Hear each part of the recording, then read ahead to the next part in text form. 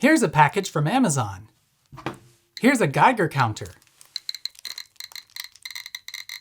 Neat! Well now, it's time we finish up talking about the light sources of old which make their light by burning stuff. We last talked about gas mantles and a bit about the town gas industry. You can check that video out with the links I put in the places, like that one, or the description, maybe even a pinned comment. You know, it really forces my loot when people don't read pinned comments. Anyway, I teased that we're going to talk about these things. These Coleman lanterns, as we often call them over here, are a kind of pressure lamp. Other parts of the world might call them something else, like Tilly, or Petromax, or Reginald. Remember that we need to burn a fuel with a Bunsen flame to make use of a gas mantle. And that means we need the fuel to be a gas. Coal gas, natural gas, and propane at atmospheric pressure are all vapors, so job done. But if you want to carry your gas light around with you, and it's before the days that bottled propane was available, you'll want to use a liquid fuel like kerosene or gasoline for their greater energy density. And now you have a problem. Several, actually. First, how do you deliver the fuel to where it needs to be burned? A gravity-fed fuel tank is an incredibly bad idea here because of how hot these lanterns get.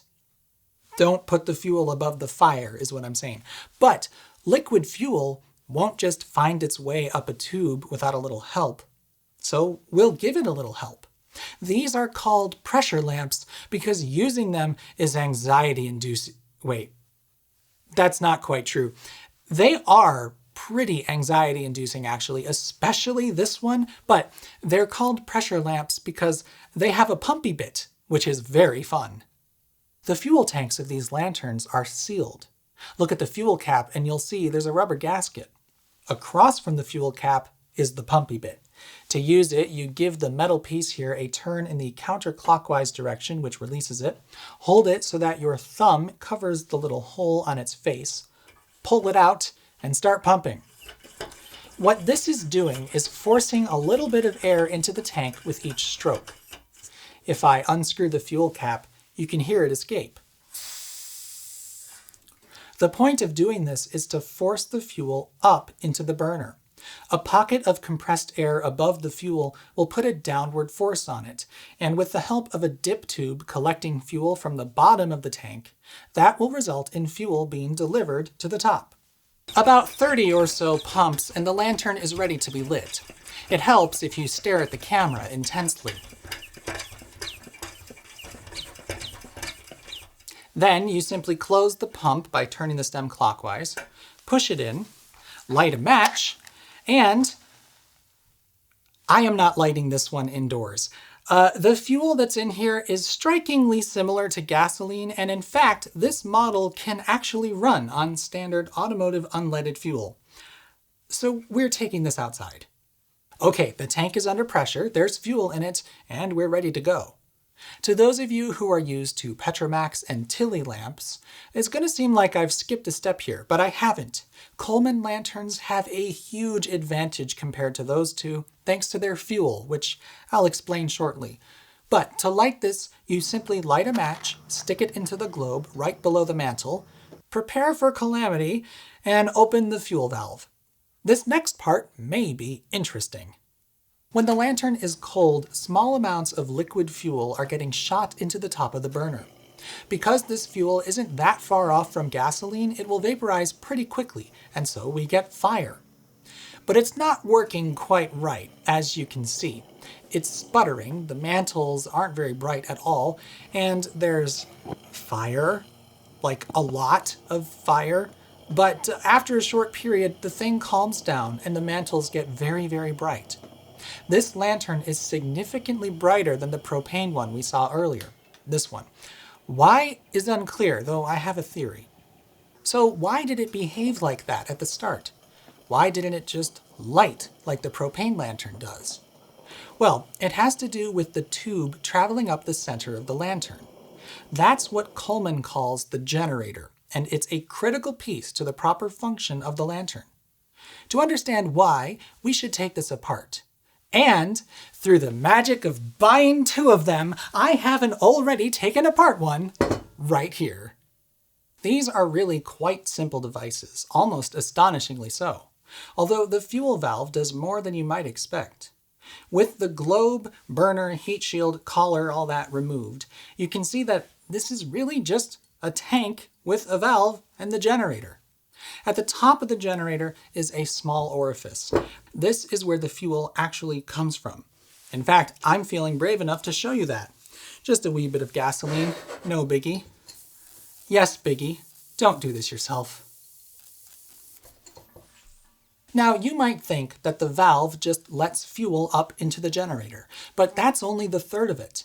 It also cleans the tip of the generator when you move it back and forth thanks to a clever little pokey contraption inside, and it contains one of Coleman's signature innovations, the fuel and air valve. That's why this lantern may seem astonishingly easy to light to some of you out there.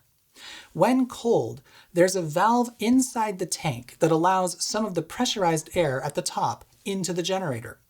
That air has a lot of evaporated fuel in it, so the lantern can actually start running on this fuel-air mixture.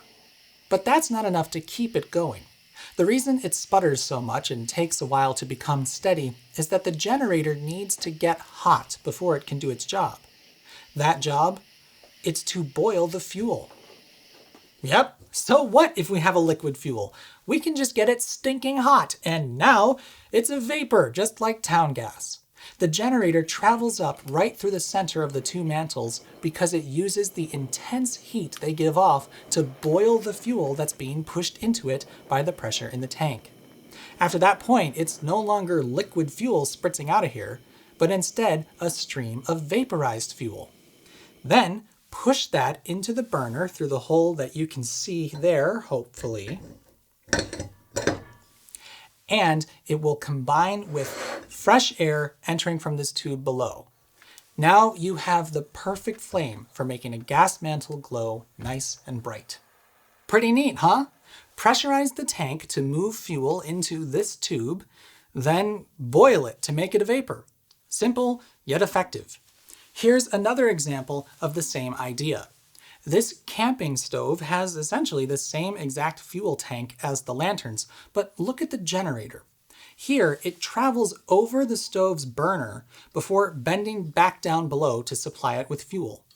The fuel tank sends fuel into the generator from here, then it's boiled as it passes over the burner and comes out as a vapor from below. Lighting this stove is a wee bit terrifying, as, just like the lanterns, it starts burning a bit of liquid fuel and makes lots of fire. But as that fire heats the generator, the fuel supply becomes purely vapor, and we eventually get a clean blue flame. Take a listen to what it sounds like as the fuel starts to boil.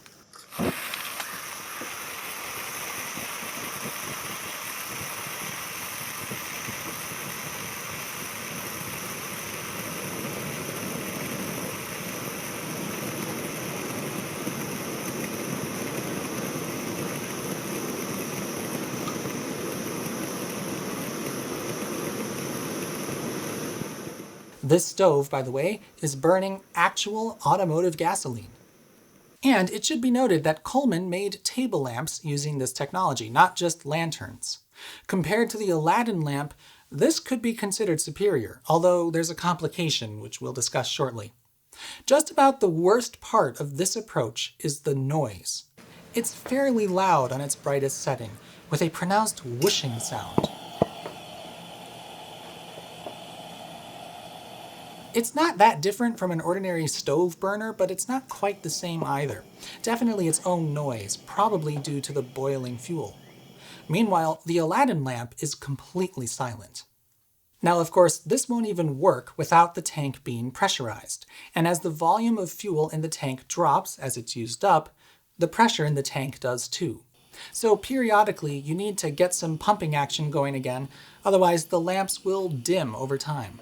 But it's not something you need to attend to constantly, perhaps every half hour or so, even less on lower brightness settings. This also means you need to ensure the fuel cap is tight and also that the gasket isn't damaged. In fact, you need to make sure everything is tight because with the tank under pressure, leaks will happen wherever a fitting is loose. Ask me how I know. Alright, so now let's talk about the fuel these lanterns use. Believe it or not, Coleman's first lanterns were developed to run on gasoline, but the gasoline of 1903 was very different from gasoline of today. Also, dates are really fuzzy because deciding what Coleman's first lantern even is could be arguable. But anyway, back then, gasoline was considered this weird byproduct of kerosene production, which remember you may know as paraffin. Kerosene was the fuel everybody used for everything, and this gasoline barely had any market yet. Over time, as we know, we found plenty of uses for this new gasoline, particularly in the internal combustion engine, but lots of different tweaks to it would soon occur. Of course, you probably know about the introduction of lead to reduce engine knocking, but even things as simple as different refining methods led to gasoline with very different properties. Over time, this meant that new gasoline was so different that it was no longer compatible with older stuff, and eventually an old-school formulation was required. And this is that! White gas, which also goes by the names camp fuel, Coleman fuel, or simply naphtha, though that term is very, very imprecise in addition to being a mouthful, is basically an antique form of gasoline. The white is both literal, it's perfectly clear and colorless, and is meant to suggest purity. Because this is kinda sorta what gasoline would be without any additives. Now, could you use this in your car? No, it has an octane rating of about 50, so it's not great for use in any remotely modern combustion engines. Unless you want to tell a knock-knock joke. But it's great for these lanterns, a volatile, high-energy fuel, but without any modern fluff. It simply doesn't need any of that. This model, and other dual-fuel models like it, is able to run on standard automotive gasoline. And as a matter of fact, most any Coleman lantern can, but you'll notice that the generators are pretty different between these two. The dual-fuel model is better able to tolerate the additives that are found in modern gasoline. I haven't found what exactly is special about the generator in this lantern, other than being a little bit thicker, but multiple sources suggest that while most Coleman products will function on gasoline, the additives significantly reduce their lifespan. But now let's talk about kerosene. There's nothing stopping us from using kerosene in a lantern like these, except for the fact that kerosene isn't the biggest fan of evaporating. Now we're going to get to the part that makes Tilly and Petromax lamps so fun. Coleman made, and I think continues to, though they're backordered at the moment, lanterns that run on kerosene. Here is one such lantern. Now, this is, without a doubt, the least user-friendly product I have ever experienced. I have no idea why these are still made or why you would ever want one over a white gas lantern unless you had a huge supply of really cheap kerosene or something. For those of you in places where white gas just isn't much of a thing, I suppose this seems normal to you, but to my sensibilities, just wow. Let's now discuss why this is so clunky to use. Here's the problem with kerosene. It has a high flash point and doesn't evaporate quickly at all. That means this lantern isn't self-starting like the ones which run on white gas. And to start it, you need not only to take this apart, but also you'll need some alcohol on hand. How's that for convenience, huh? You not only need the fuel it runs on, but also a different fuel to start it. Great! However, and here's what I consider its one advantage, because kerosene isn't quite as volatile as gasoline, I'm just barely comfortable using this lantern indoors. That's 100% not an endorsement to do so, and the product itself is being pretty clear that you shouldn't, but if this lantern were to leak, it's nowhere near as terrifying as either of these, because kerosene isn't actually all that flammable on its own. Except, oh boy, can things go wrong if you don't follow these instructions precisely. The first time I lit this, there was lots of fire. So, do not use these indoors.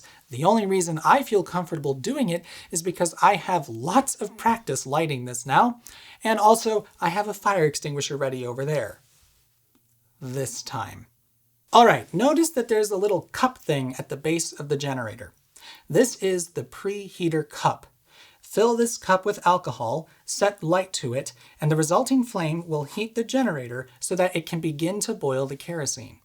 If this sounds fiddly, that's because oh boy is it!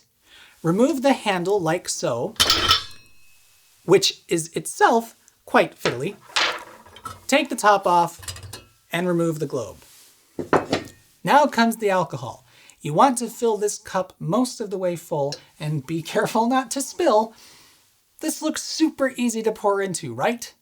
Yeah, the main reason my first experience with this lantern was so calamitous was how poorly this went. Lots of alcohol went where it shouldn't have. Using a drinking straw or a small syringe makes this much, much easier, especially because you also need to be careful of the mantle. It's very fragile, remember. Oh, and the reason the cup's insides look crusty and gross is that I experimented with using hand sanitizer gel, and in fact, that works. The gelling component just leaves this residue behind, unfortunately. Okay, so you've got the alcohol in the cup. Great. Now you can light it. At first, it's going to burn very slowly and with a dull blue flame, and in fact, you may need to relight it.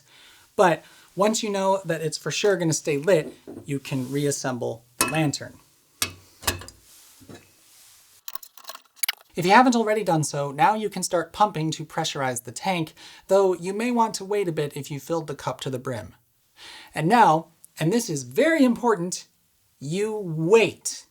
You must wait. If you open this valve too early, you will get liquid kerosene coming out of the generator, and it will hit the top of the burner and fall back down into the mantle and out onto the valve itself through the air intake. Ask me how I know. As the alcohol heats up, it will eventually start boiling. You can see that happening on the surface, and the flame will become pretty intense, occasionally making it out the top of the lantern. Still though, you wait. Specifically, you wait until nearly all the alcohol has burned away. This sounds so easy to do in an emergency, right? Anyway, once the alcohol is nearly gone, it's safe to assume the generator is hot enough to boil the kerosene, and you can open the fuel valve. Vaporized kerosene will be mixed with air and shot into the mantle, and the burning alcohol will provide the source of ignition. And so, now we have light. Quite a lot too. It's quite a bit larger than the mantle in these, so even though we only have one of them, this is perfectly bright, maybe even a little brighter. And of course, the heat from the mantle will keep the kerosene boiling, so once it's lit, you don't have to deal with alcohol again, except for when you need to refuel it. Super convenient. Now, I'm being overly harsh on it. I was actually fairly excited at the idea of using this lantern as an emergency light source during power outages, though you'll definitely need a flashlight to help you get it started.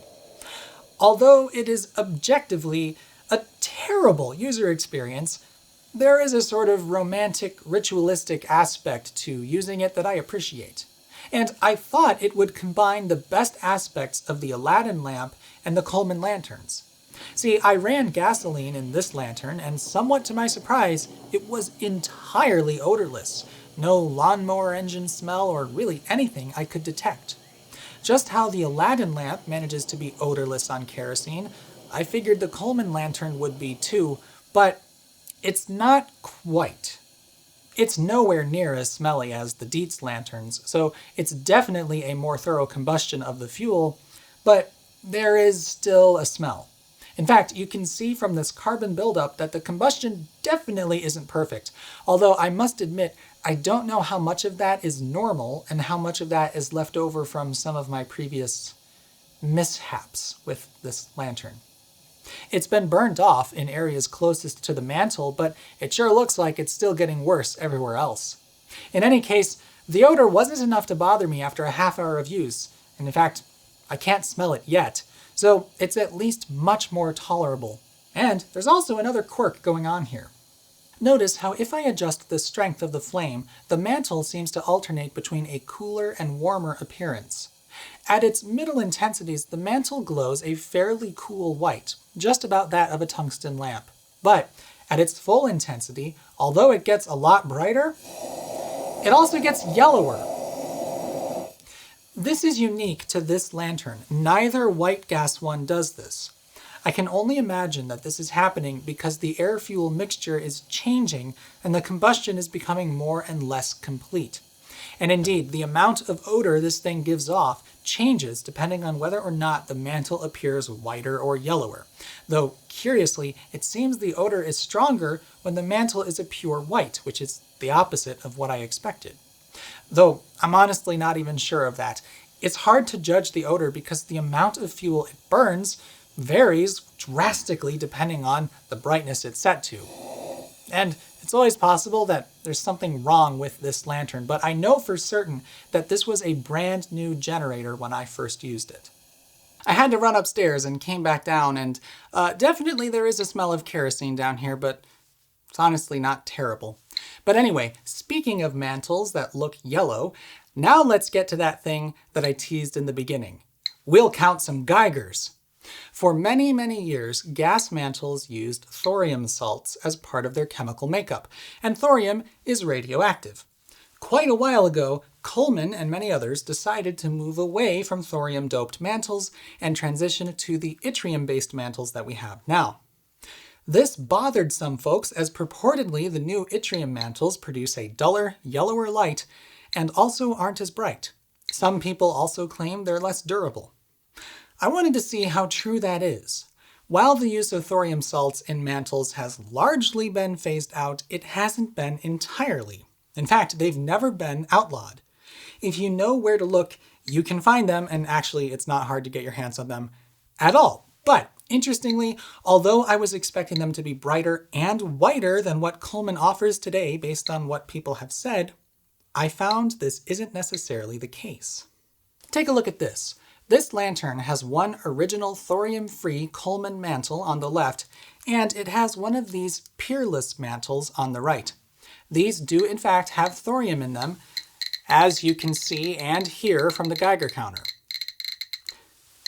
However, the thorium mantle is not as bright or even as white. And in fact, the light looks to be a little bit greenish to me. Why is the thorium mantle not as bright? Well, I think it's because it didn't shrink enough. I mentioned in the last video that mantles don't normally fwoomp like this one did. In fact, the process normally looks like this. The mantle starts out much larger and flatter than it ends up, and as it burns away to leave the ceramic ash behind, it shrinks and forms a tubular shape. And the thing is, there's some element of random chance here. At least, that's what it seems like to me. I've had some Goldman mantles not shrink as much as the one you see here. In fact, I think that's why my propane lantern, which is supposed to be slightly brighter than the dual fuel model on paper, isn't. I've gone through a few mantles and none of them shrunk as much as they did here. So far, every peerless mantle I've tried has shrunk into this sack-like shape, so it doesn't stay as close to the burner, particularly at the bottom, and thus it doesn't get as hot. Indeed, when I first tried the peerless mantles, I put them on this second lantern, and it was definitely not as bright as this one with new standard yttrium mantles. In fact, they appeared yellower than the Goldman ones. It seemed to me that despite everyone saying yttrium mantles are duller and yellower, quite the opposite was true. And just so you can see, these are the thoriated mantles. However, I also found this different style of mantle, which is also setting off the Geiger counter, so we know it's got some thorium in here. However, it's not really meant for Goldman-style lanterns.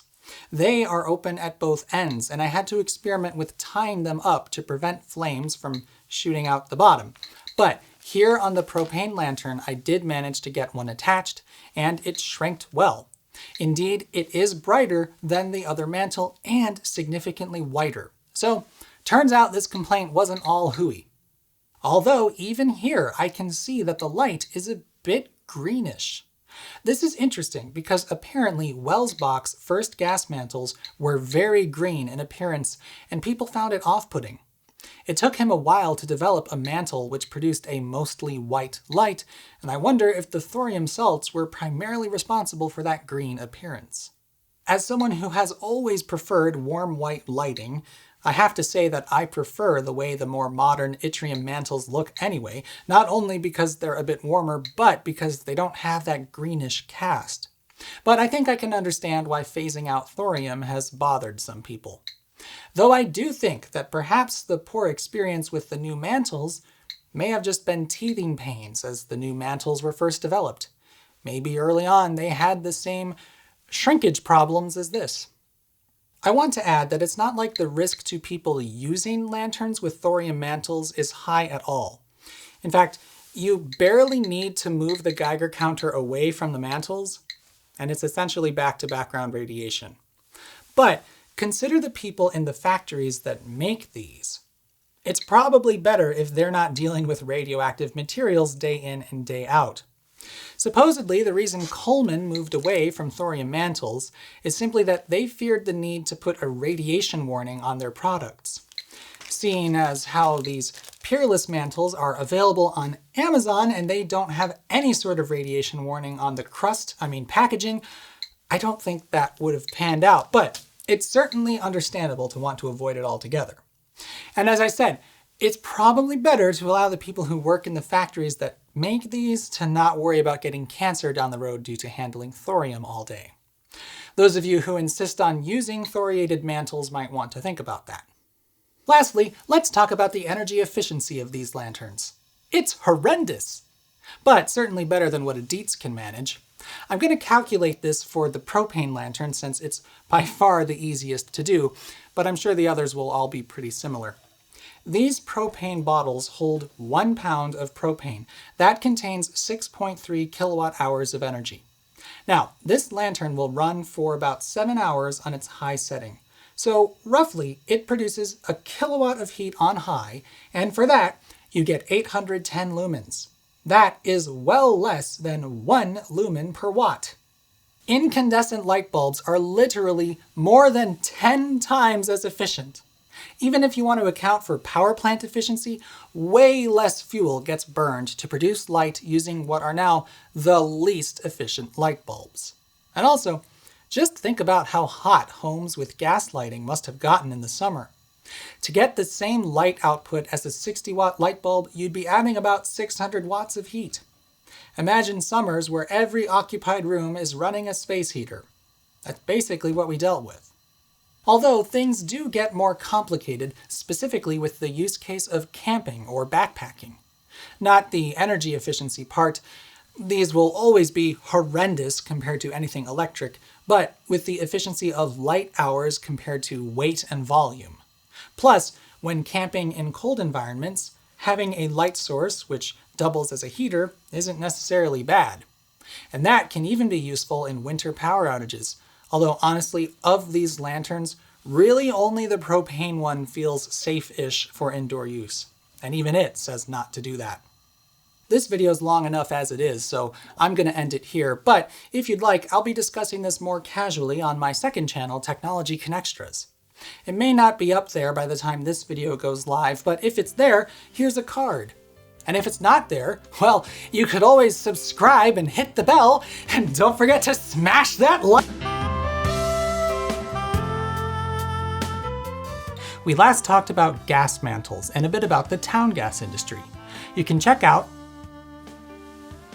something like that one, or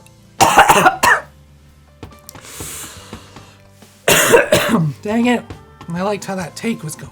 Well now, it's time. Did I seriously lose my oh my gosh. Do I need to go get a drink of water? That sounds pretty normal. We are doing great. Absolutely great. Probably been recording for 10 minutes and I haven't even gotten through the first line. The bloopers were weak on the last one, but they won't be on this one. Anyway, I teased that we're gonna talk about these things. That was a loud noise. Actually, they are pretty anxiety-inducing, actually. I said actually twice. That was fun. The fuel tanks of these lanterns are sealed. If you take a look... I didn't think it was pressurized. Light a match. After that point, it's no longer fuel spritzing out the top of here, but instead a stream of vaporized... Shh. It is fuel. Then you simply close the pump by turning the stem clockwise, push it in,